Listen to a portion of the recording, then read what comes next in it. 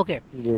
তো এখন বিষয় হচ্ছে যে এই পাঁচটা গ্রুপ, তার মানে একটা প্রিপজিশন, এই পাঁচটা গ্রুপের যে কয়টা গ্রুপে ঢুকবে তার অর্থও ঠিক সেরকম হবে। আমি একটু আগে যে উদাহরণটা দিচ্ছি আপনাদের, সাপোজ যদি কোনো একটা প্রিপজিশন টেম্পোরালে যায় তখন তার অর্থটা কিসের মতো হবে? টেম্পোরালের মতো হবে বা সময় টেম্পোরালি। সম্পর্কিত হবে। লোকালে যখন যাবে, মানে একই প্রিপজিশন, যখন সে লোকালে চলে যাবে বা লোকাল গ্রুপে ঢুকে তখন যাবে, হচ্ছে দিক নির্দেশন এগুলো না হবে না, না? স্থান সম্পর্কিত অর্থ সে প্রকাশ করবে। স্থান সম্পর্কে। হ্যাঁ। তাহলে আচ্ছা। আমরা এখানে টোটাল কয়টা পড়লাম? টোটাল পাঁচটা পাইলাম। এবং এই পাঁচটা জিনিসই কিন্তু আমাদের মাথায় রাখা লাগবে, এবং সবচাইতে পাঁচটা। বড় কথা এইটাই, আমাদের অলওয়েজ মাথায় রাখতে হবে, সবাই ভালো করে শুনে রাখেন, ভালো করে। আমাদের প্রিপজিশনগুলোর ডিরেক্ট মিনিং আমরা কোনোদিনও শিখব না, ঠিক আছে? যেমন আমাদের একটা প্রিপজিশন আছে, হ্যাঁ? তো খুবই বিখ্যাত একটা প্রিপজিশনের, সেটা হচ্ছে ঠিক আছে? এটা হচ্ছে আমার অ্যাকুজেটিভ প্রিপজিশন। তো এর আপনার হচ্ছে অ্যারাউন্ড, এটা হচ্ছে ইংলিশ হচ্ছে অ্যারাউন্ড, ঠিক আছে? কিন্তু আমরা কোনোদিনও শিখবো না যে এর মানে অ্যারাউন্ড। আমরা টাকে কিভাবে শিখবো? টাকে মূলত শিখবো হচ্ছে এই যে পাঁচটা গ্রুপের ভিতর এই টা মূলত কয়টা গ্রুপে যায়, তাই না? তো টা মূলত জি। হচ্ছে আমার টেম্পোরালে যায় এবং লোকালে যায়। যখনই টেম্পোরালে চলে যায় তখন হচ্ছে টা হচ্ছে সময় সম্পর্কিত অর্থ প্রকাশ করবে। তার মানে কি এর অর্থ তখন সময়ের মতো হবে, বা কোনো একটা টেম্পোরাল বা সময় সম্পর্কিত হয়ে যাবে। আবার এই যখন হচ্ছে আমার লোকালে ঢুকে যাবে তখন কি হবে? এর অর্থটা একটা স্থান সম্পর্কিত বোঝাবে। এই কনসেপ্টটা ক্লিয়ার হয়েছে কিনা? তার মানে জি। এর বাংলা কি? আবার বলেন তো ভাই। আচ্ছা, আবারও বলতেছি, এর হচ্ছে আহ, এটা হচ্ছে চারপাশে, হ্যাঁ, এটার হচ্ছে বাংলা হচ্ছে চারপাশে, ঠিক আছে? এখন আমি যদি নর্মালি চার। চিন্তা করি, যে মানে যদি চারপাশে হয়, তাহলে এটা টেম্পোরালে কিভাবে যাবে? এটা তো লোকালের সাথে সম্পর্কিত হচ্ছে, যে চারপাশ একটা স্থান বোঝাচ্ছে, তাই না? কিন্তু কাহিনী ওইটা হুম। না। কাহিনী হইতেছে যে হুম। আমরা এটা কোনোদিনও শিখবো না। মানে যে চারপাশে, এটা আমরা কোনোদিনও শিখবো না। এর কোনো মিনিংই আমরা শিখবো না, যে মানে চারপাশে। প্রথম কথা এটা। দ্বিতীয় কথা হচ্ছে যে এরকম কি প্রিপজিশন যতগুলো আছে সবগুলোর কি সেম ভাই? হ্যাঁ, প্রত্যেকটা কোনো না কোনো ২ থেকে ৩ টা বা ৪ টা ৫ টা গ্রুপে ঢুকে যায়। যখন ৫ টা গ্রুপে ঢুকবে তাই সেই ও একই মানে এই বলেন। মানে এই যে আপনি আমাদেরকে যে প্রিপজিশনের যে পাঁচটা প্রধানত পাঁচ ভাগে যে দেখাচ্ছেন, হুম। এটার যতগুলো প্রিপজিশন আছে সে চাইলে যে কোনো বিভাগে ঢুকতে পারে, তাই তো? এজন্য এর অ্যাকচুয়াল কোনো মিনিং মানে নাই যে সময় বা স্থান বা কারণ কোনটার ভিতরে যাবে, ওটা ডিপেন্ড করবে আমার ওয়ার্ডের ভিতরে নাকি? হ্যাঁ, আমার মূলত প্রথম কাজ হচ্ছে কয়টা গ্রুপে ঢুকলো। কয়টা গ্রুপে ঢুকছে? জি। টেম্পোরাল ঢুকছে, লোকালে ঢুকছে। তার মানে কি? আমার মনে রাখতে হবে যে টেম্পোরালে যেহেতু ঢুকছে তার মানে এর একটা মিনিং আছে কি? সময় সম্পর্কিত। এবং এর আরেকটা মিনিং থাকবে কি? স্থান স্থান। সম্পর্কিত। স্থান। এই জিনিসটা মাথায় রাখলে জি। মানে যে হচ্ছে চারপাশে, এটা আমরা ভুলে যাব, এটা কোনোদিনও পড়বো না। মনে রাখবেন, প্রিপজিশনের ডিরেক্ট অর্থ দিয়ে কোনোদিনও প্রিপজিশন শেখা যায় না। প্রিপজিশনের ব্যবহারিক অর্থ বুঝতে হবে আগে, ঠিক আছে? এই জি। ছোট্ট জিনিসটা বি ওয়ান পর্যন্ত এত এত স্টুডেন্ট আছে, এ ওয়ান তো বাদই দিলাম, বি ওয়ানে উঠে গেছে, স্টিল তারা এই জিনিসটা বোঝে না। আমি সেলফ স্টাডি চলাকালীন আমি এই ট্রিকটা বাইর করছিলাম, এবং আমার হচ্ছে শূন্য থেকে জার্মান বই আছে না, এখানে আমি আর কি এই জিনিসটা নোট আকারে দিয়ে দিছি আর কি। আপনাদের কাছে বই আছে, দেখে নিন। এই জিনিসটা খুবই ইম্পর্টেন্ট যে আমরা একটা প্রিপোজিশন ডিরেক্ট অর্থ কোনোদিনও শিখবো না। আমরা শিখবো কি ওই প্রিপোজিশনটা কতগুলো গ্রুপে যাবে, যে গ্রুপে যাবে সেরকম অর্থ প্রকাশ করবে, শেষ। কারো কোনো কোয়েশ্চেন আছে? কারো কোনো কোয়েশ্চেন না, আছে? এই উমের ব্যবহারটা কি বেশি হয় ভাই? আরে না রে ভাই, আমি একটাতে বুঝাই দিলাম পুরো থিওরিটা, ঠিক আছে? সেটা তো। এখন আপনাদেরকে আমি বলি, হ্যাঁ? তো আপনাদের মূলত হচ্ছে প্রিপজিশন শিখতে হবে বি ওয়ান পর্যন্ত। আপনারা যদিও স্টিল এ ওয়ানে পড়েন, আমি হচ্ছে আপনাদেরকে বি ওয়ান পর্যন্ত হচ্ছে আপনার পুরো আইডিয়াটা দিয়ে দেবো এবং এ টু পর্যন্ত কভার করে দেবো, ঠিক আছে, এই প্রিপজিশনগুলো।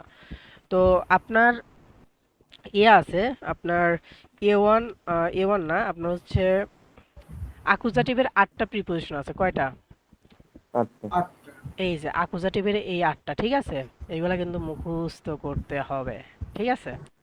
কোনো উপায় নাই এখানে। আমি যদি একটা ট্রিক্স দিয়ে দেবো না এটা মুখস্থ করার, দেখেন তো, উমটাই যে এখানে আছে না, তাহলে উমটা কি জি। পজিশন ছিল আমার? আচ্ছা, জি। আকুজাটিভ। আরে এখন ইয়ার। আপনাদের এই কিন্তু এই আটটা কি এ ওয়ান এর জন্য ভাই? আমি এই লেভেলটা পরে বলতেছি, আমি আপনাদেরকে লেভেল ধরে শিখাইতেছি না এখন, আমি শিখাইতেছি পুরো একটা টপিক। আমি ভাই আগে থেকেই বলে দিছি, কিন্তু আমার পড়ানোর সিস্টেমই এইরকম, আমি যখন যে টপিক ধরবো ওটা 14 গোষ্ঠী ছাড়ে দেবো আগে, 14 গোষ্ঠী শেষ করে তারপর আমি থামবো। কারণ আমি ভাই এই লেভেল ওয়াইজ পড়াইতে গেলে আমি একটা টপিকের ডিপ নলেজ আপনাকে কখনোই দিতে পারবো না আমি, ঠিক আছে? এখন আপনি লেভেল বাদ দেন, ঠিক আছে? আপনি এখন মাথায় রাখেন যে আমি হচ্ছে জার্মান ভাষার সবচেয়ে কমপ্লেক্স একটা টপিক প্রিপোজিশন, ওইটা শিখতেছি আমি, ঠিক আছে? এখন ওইটা শিখতেছি আমি, আপনি আপনি এটা মাথায় রাখেন। তো এরপর কি আছে? ভেক্সেল প্রেপোজিশনাল। তো এইখানে 9টা আছে, তাহলে কয়টা হলো? 9 আর 8 17টা। এরপর কি আছে? ডাটিভের 10টা, কত হইলো? 27টা। 27টা। আর এইখানে কয়টা আছে? গ্যানেটিভের 13টা। 13টা।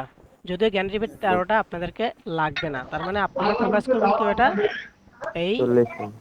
এই 27টার উপরে, ঠিক আছে? এই 27টার উপরে আপনি ফোকাস করবেন, ঠিক আছে? মাথায় জি। থাকবে তো? ওকে। তো এখন বিষয় হচ্ছে যে আমরা তাহলে এগুলা কিভাবে পড়বো বা কিভাবে আমরা মুখস্থ করবো আমরা কিন্তু বলে দিছি। এখন ধরেন এই 20, এই বেচারা কয়টা গ্রুপে যাবে? 20 মানে আনটিল বা পর্যন্ত। তাহলে 20 মানে যদি আনটিল হয় বা পর্যন্ত হয়, এটা কিন্তু আমার জানার কোনোই দরকার নাই। আমাকে প্রথমে জানতে হবে কি 20টা কয়টা গ্রুপে ঢুকলো। 20টা মূলত ঢুকে দুইটা গ্রুপে, টেম্পোরাল আর কি লোকাল। ডুটস ও আবার লোকালে ঢুকে, আরো কয়েকটায় ঢুকে। এন্টলাং ও শুধুমাত্র লোকালে ঢুকে। এই ফুয়াটা, ফুয়াটা মডালে ঢুকে এবং কিসে ঢুকে?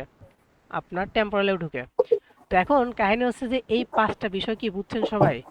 কাউজাল মানে কারণ বুঝাবে, মডাল মানে পদ্ধতি বুঝাবে, ডিরেকশনাল মানে কি দিক বুঝাবে।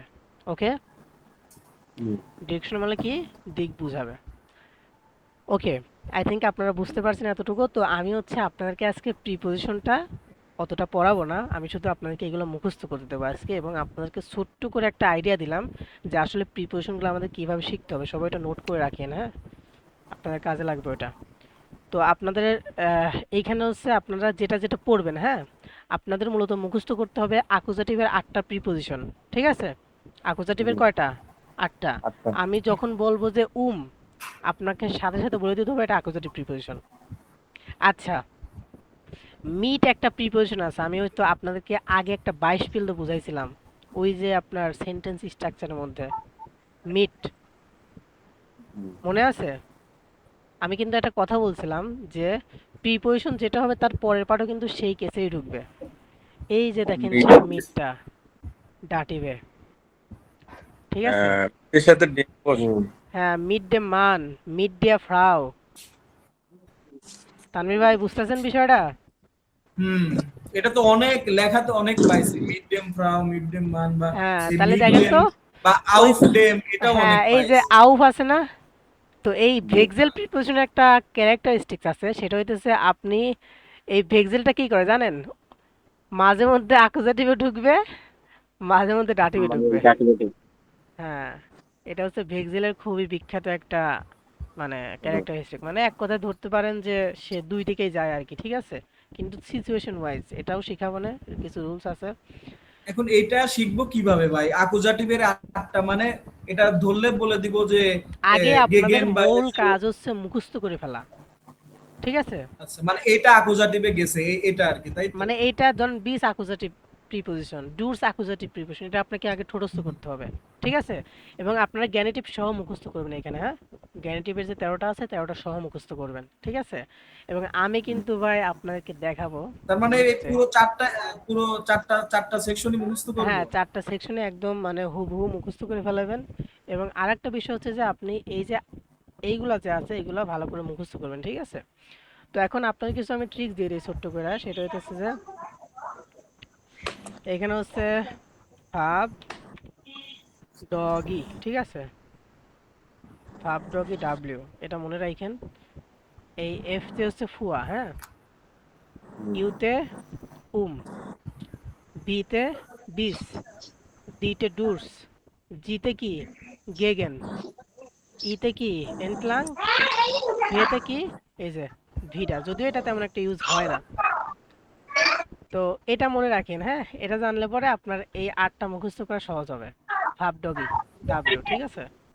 এটা লিখে রাখেন আপনারা।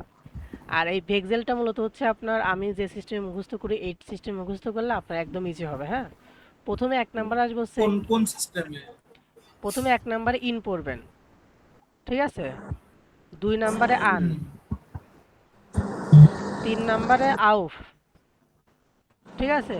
ইন আন আউফ। 4 নাম্বারে হ্যাঁ হিনটা, 5 নাম্বারে উনটা, 6 নাম্বারে ফোয়া।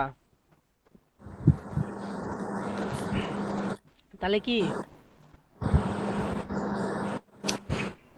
এটা হচ্ছে ইন আন আউফ উবা হিনটাউন্ট। আচ্ছা, এইখানে হচ্ছে আপনার 5 নাম্বারে যাবে হচ্ছে আউফ ইন আন আউফ উবা হিনটাউন্ট। আচ্ছা, এখানে একটু মিস্টেক হয়েছে, এটা যাবে হচ্ছে আপনার 5-এ। ইন আন আউফ উবা, উবা হচ্ছে 5-এ যাবে। হ্যাঁ, ইন আন আউফ। আচ্ছা, এইখানে আমার মিস্টেক হয়েছে। ইন আন আউফ উবা, উবাটা হচ্ছে 4-এ যাবে, হিনটা 5-এ যাবে, ফোয়া যাবে 6-এ, নেভেন যাবে 7-এ, ইন আন আউফ উবা হিনটা উনটা। আচ্ছা, এই উনটা যাবে 7-এ, আর নেভেন যাবে হচ্ছে 8-এ, আর সুইশন যাবে 9-এ। দেখেন তো এটা ধরতে পারেন কিনা। ইন আন আউফ উবা হিনটাউনটা ফোয়া নেবেন সুইশন। ইন আন আউফ উবা হিনটা উনটা ফোয়া নেবেন সুইশন, ঠিক আছে? ভাই তাইলে উনটা 6 আর ফুয়া 7, এটাই তো? হ্যাঁ, কোনো mistake হইছে? ইন আন আউফ উবা হিনটাউনটা ফোয়া নেবেন সুইশন। আমার একদম ছোট হ্যাঁ। এগুলা। ওকে। আচ্ছা, আর আর হচ্ছে আপনার এই আকুটাটা কি ওইভাবে মুখস্থ করছে? আকোজাটি ভাই ফাপ ডগে দিয়ে মনে রাখি। হ্যাঁ, আমার এগুলা মুখস্থ করা লাগে না, এখন এগুলা সব আসে গেছে না মাথায়, এগুলা আর মুখস্থ করা লাগে না। তো এই তো গেল হচ্ছে আপনাদের এই চারটা। হ্যাঁ, একটা চার্ট গেল। তো আপনাদের হচ্ছে এখন আরেকটা চার্ট দিব। এই যে এইখানে এই চার্টটা পুরোপুরি মুখস্থ করতে হবে। হ্যাঁ, একদম পুরোপুরি, মানে একটু বাদ দেওয়া যাবে না। দেখেন, সু প্লাস ডেম, এই সুম শব্দটা দেখছেন না? জি। হ্যাঁ, এই সুমটা মূলত হচ্ছে সু প্রিপোজিশন প্লাস ডেম আর্টিকেল, এবং সংক্ষেপে এটা কি লেখা হয়? সুম লেখা হয়। ইস গেহে সুম এয়ারস্ট। ঠিক আছে, আমি ডাক্তারের কাছে যাচ্ছি। দেখেন তো ওই সুমটার ভিতরে কি কি আছে? সু প্লাস ডেম আছে। ওকে, জি। সুর পড়ছেন, আমি বারবার লিখতাম যে ইস গেহে সুর শুলে, আমি স্কুলে দিকে যাচ্ছি। তাহলে কি সু প্লাস ডেয়া, তার মানে কি এটা সংক্ষেপে কি লেখা যায়? সুর লেখা যায়। হুম। ইন প্লাস ডেম কি? ইম। ইন প্লাস দাস, ইনস। আন প্লাস ডেম, আম। আন প্লাস দাস, আনস। আউফ প্লাস দাস, আউফস। বাই প্লাস ডেম, বাইম। ফোন প্লাস ডেম, ফোম। ক্লিয়ার? জি। এটা মুখস্থ করতে হবে আপনাকে। হ্যাঁ, তাহলে মানে আপনাকে, আর্টিকেল গুলোই তো ডেম ডাজ ডেয়া এগুলোই সব ব্যবহার। হ্যাঁ এগুলাই ব্যবহার যখন হচ্ছে আপনার এগুলা প্রিপোজিশনের, মানে এটার আগে যখন প্রিপোজিশন বসে তখন মূলত হচ্ছে এগুলা বসলে ওটা ছোট করে দিতে হয় আর কি। হ্যাঁ, পুরোটা না লিখলে, আপনি যদি লেখেন সু দেম কোনো সমস্যা নেই, আপনি সুম লেখলে কোনো সমস্যা নেই।